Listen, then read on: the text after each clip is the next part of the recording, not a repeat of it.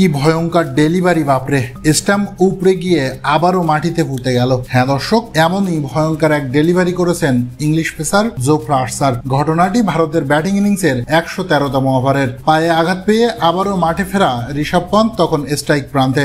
আর্চারের করা দুর্দান্ত বলটি রক্ষণাত্মক ভঙ্গিতে খেলছিলেন পন্থ, তবে বল তার ব্যাট ফাঁকি দিয়ে সরাসরি গিয়ে আঘাত করে স্টাম্পে। তাতে বল আর স্টাম্প কিছু সময়ের জন্য শূন্যে ভাসতেছিল।